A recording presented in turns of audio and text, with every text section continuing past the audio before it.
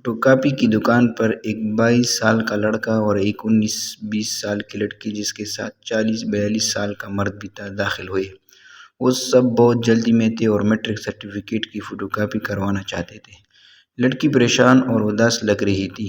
دکان کے مالک جو تقریباً 45 سال کے تھے انہوں نے پوچھا، کتنی کاپیاں کرنی ہے اور کس لیے؟ لڑکی نے اداسی سے کہا، 10 کر دیجیے، پتہ نہیں پھر کرنے کا موقع ملے یا نہیں، پتہ نہیں زندہ بھی چھوڑیں گے یا نہیں۔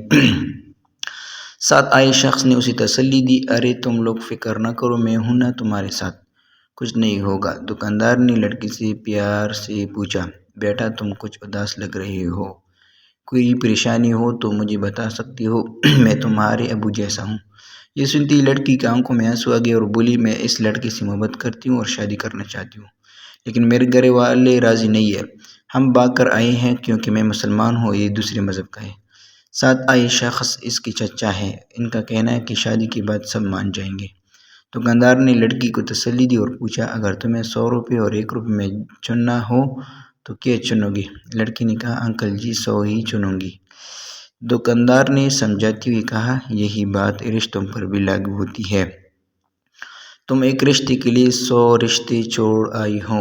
یہ سن کر لڑکی کو جھٹکا لگا اور اس نے لڑکے سے کہا، مجھے اپنا فون دو، مجھے ابو سے بات کرنی ہے۔ لڑکے نے منع کر دیا، لیکن لڑکی نے دکاندار سے فون لے کر اپنے والد کو کال کی اور روتی ہوئی کہا، ابو اب مجھے لینے آ سکتے ہیں؟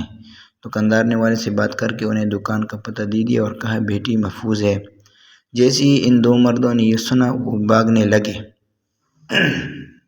لڑکی نے چلا کر کہا، بھاگ کیوں رہے ہو، تم تو مجھ سے بہت محبت کرتے تھے۔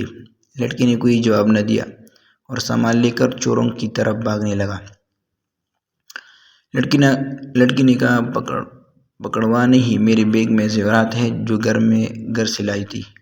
آس پاس کے لوگوں نے دونوں کو پکڑ کر پولیس کے حوالے کر دیا۔ شام تک لڑکے کے والد آئے اور اسے گھر لے گئے۔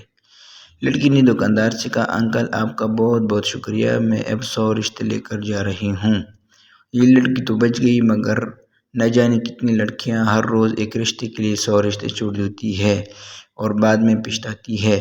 سوچیے آپ کا ایک شیئر کتنی بیٹیوں کی زندگی بچا سکتی ہے۔